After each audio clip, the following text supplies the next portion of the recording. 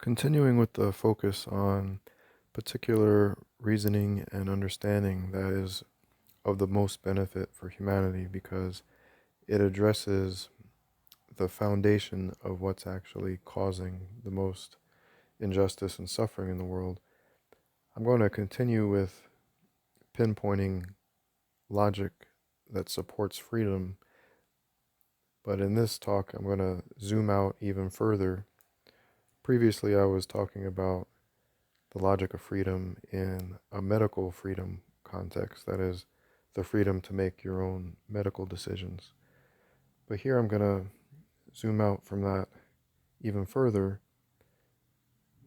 and address the issue of being governed altogether.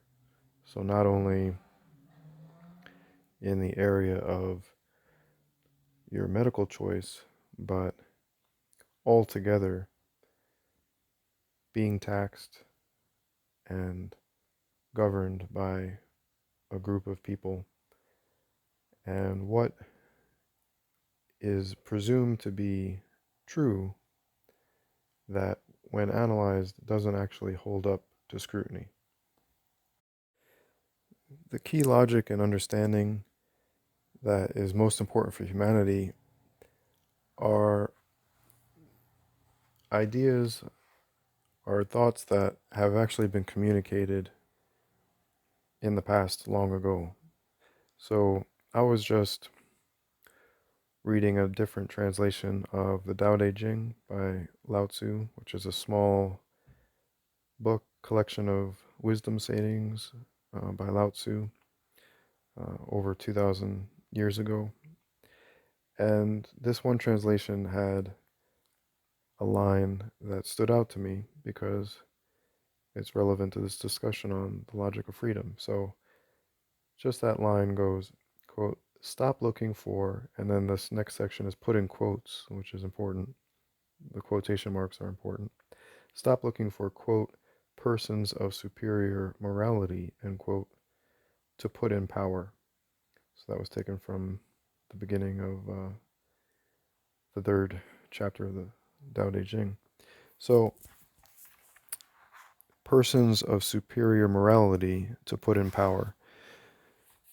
This is actually getting at the fundamental blunder, right? The lack of rational thought that allows for abuse to happen on a grand scale on a daily basis. And this correlates to also understanding the origin story of humanity that includes this tree of the knowledge of good and evil, and the Creator telling the first man and woman to not eat of that tree. So, as I've said before, but you may not have heard me say before, the truth of that story is that that wasn't any knowledge of good and evil, or it wasn't the true knowledge of good and evil that was being forbidden. It was a corrupted knowledge of good and evil, right? The snake representing the devil was on that tree, or the snake that the devil, you could say, was embodying, was on that tree. And so that knowledge was corrupted knowledge. And eating of that fruit means believing a knowledge of good and evil that is false. So if you eat of a corrupted fruit of knowledge of good and evil, that means that you believe a false morality. You believe a backwards morality, right? Where the good has actually been made bad and the bad has been made good. And that's actually what leads to the downfall of humanity. And even though the story and the Bible, in large part, is highly corrupted, you can still infer that original pure version of the story by noting what Adam and Eve did immediately after eating the knowledge of good and evil. the first thing that happened was they suddenly became ashamed of their naked bodies. So they thought their nakedness was bad. Prior to eating this knowledge of good and evil, they did not think their nakedness was bad. So think about that. What does that mean?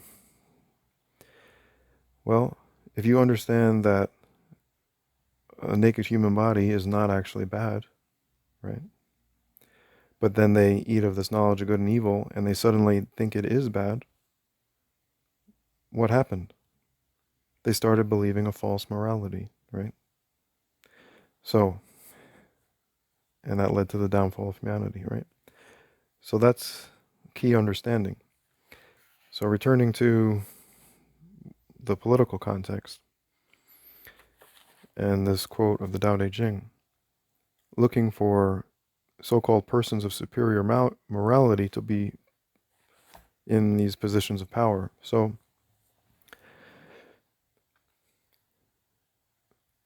people in positions of power or government are allowed to do things legally that so-called ordinary people are not allowed to do. If a so-called ordinary person were to start taxing his neighbors, start taking money out of their paychecks,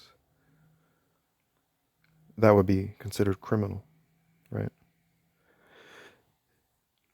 If they tried to coerce, if someone, a so-called regular person, tried to coerce their neighbor into, paying the money and told them, oh, well, I'm going to, do good things with this money, it wouldn't matter, right? It would still be considered extortion or theft. If a so-called ordinary person told you you have to take a certain drug in order to maintain your employment, otherwise your employment would be terminated, that would not be considered acceptable, right? If a so-called ordinary person wanted to disarm you, take all of your weapons, out of your home that you have to protect yourself and or your family, that would also not be considered okay. It would be considered theft again. It would be criminal, right? So the fundamental thing you have to realize is that these actions are actually just abusive actions. They're either aggression or theft, right? So when we talk about political power, when you read that word power, the key is translating that to legitimized abuse. That's what the word power means in this context. And the reason for that, you can logically deduce, is because it's criminal or unethical for one neighbor to do it to another neighbor. Right? And it doesn't magically become ethical just because someone is employed by some organization or institution. It's still theft. It's still an act of aggression. So by continually returning to the neighbor to neighbor level, you're able to maintain a coherent morality. And then you can understand that this term power is actually referring to legitimized abuse, right? That's what distinguishes them from other people. They have this power, right? Political power, which means legitimized abuse, right? They get to commit extortion. They can drop bombs on whole towns, right? And just call it war. They can do all kinds of things. They can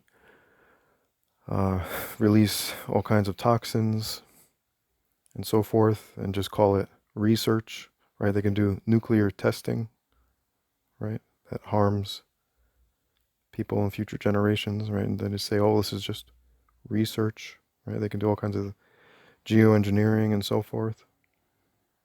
Things that would be considered criminal for an ordinary person to do, right? Like releasing toxins or radiation on a large scale,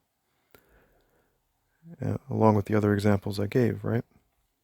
So these would normally be considered unethical, but they're considered legit when they do it. So it's a power that they've attained or claimed.